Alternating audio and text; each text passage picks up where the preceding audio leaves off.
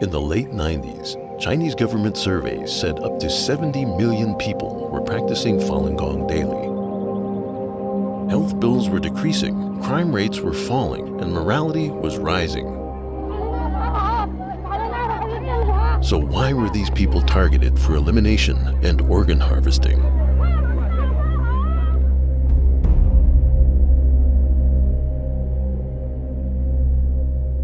Mona Ye was one of the millions meditating in parks every day. There was a park across the street from my house. Because the first exercise site couldn't hold so many people anymore, it divided into the second, the third, the fourth.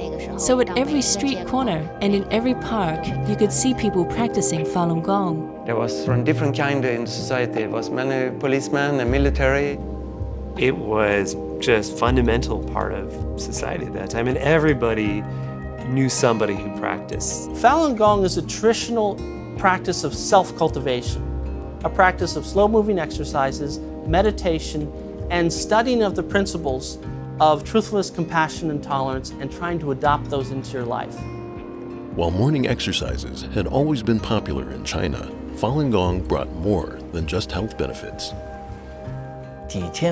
For thousands of years, the Chinese people have believed in Buddhas and Taos and becoming an immortal. Falun Gong really dared to talk about these things. And immediately people took it to heart. Oh, the true ancient good things of China have come back.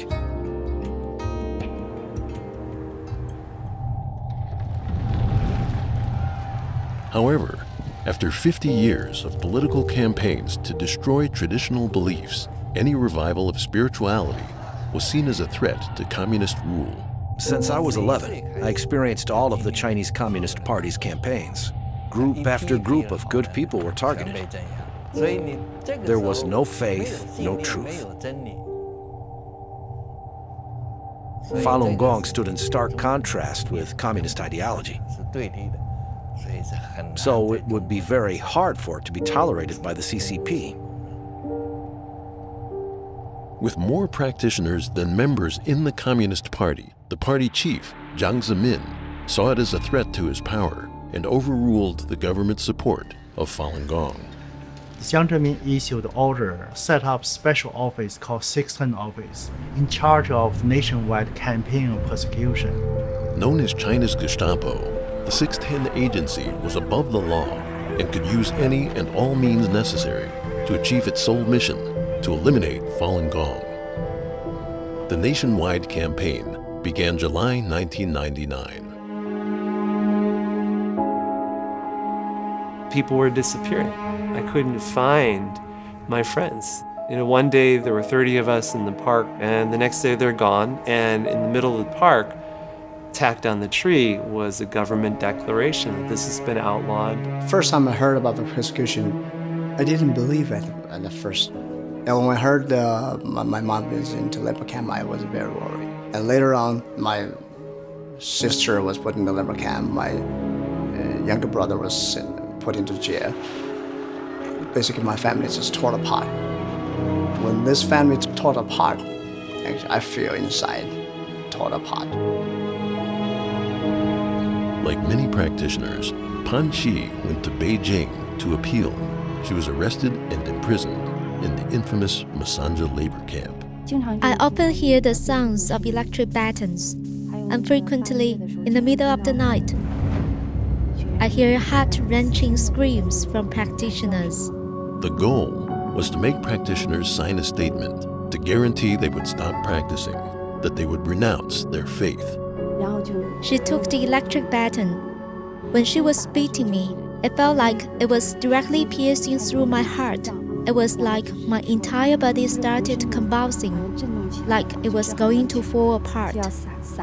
I personally have a friend whose mother was submerged in a cage. They put her in a little cage, they put him into sewer water in complete darkness for days. These are the different methods they're using on Falun Gong practitioners around the country, trying to transform them.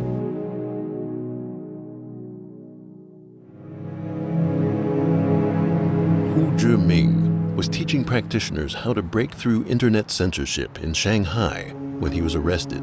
Police did not know what I did, but they knew that I practiced Falun Gong.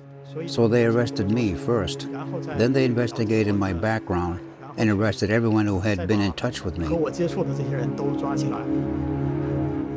After 2 years of interrogation, he was sentenced to 4 years at a Shanghai prison for teaching others to visit mingwei.org, which reports daily on the persecution.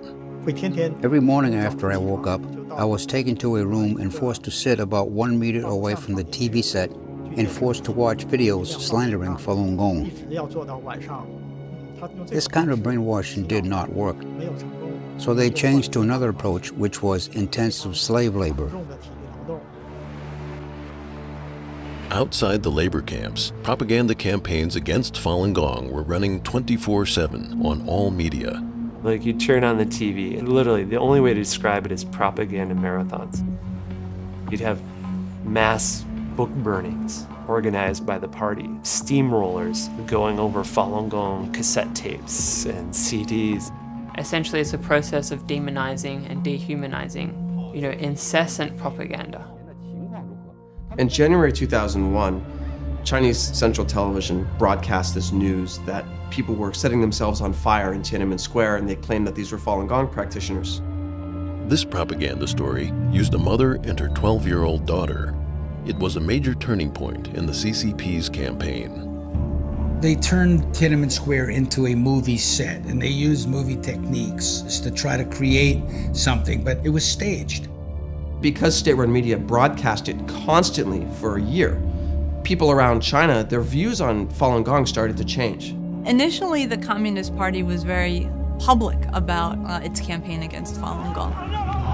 But what happened after about, I would say starting from 2002, is that you started to see really almost more of a media blackout. Falun Gong simply became a taboo topic. With millions of practitioners in detention, one of the worst crimes in history began taking place in hospitals throughout the country as organ transplants suddenly began to skyrocket. We've been asked to investigate allegations that there has been harvesting of organs of Falun Gong in China. Our bottom line conclusion, after considering everything as best we could, was that the allegations are true. I began conducting comprehensive interviews with medical professionals, Chinese law enforcement personnel, and over 50 refugees from the Laogai system. But I estimate that 65,000 Falun Gong were murdered for their organs from 2000 to 2008. Essentially what organ harvesting means is they're taking Falun Gong practitioners literally like cattle, holding them in prison camps, testing their blood and other vital organs, and when someone comes into the country that needs a heart, a liver, a kidney, they find a match, they take the Falun Gong practitioner, extract their organs, of course killing them in the process.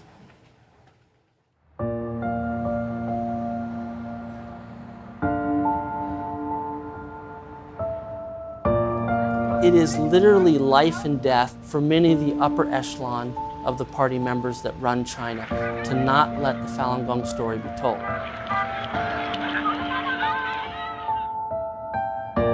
Falun Gong has been exemplary in its response. It has never dealt with violence in a violent way. It's always responded with forbearance, with love, with truth, with patience, and ultimately that's going to prevail.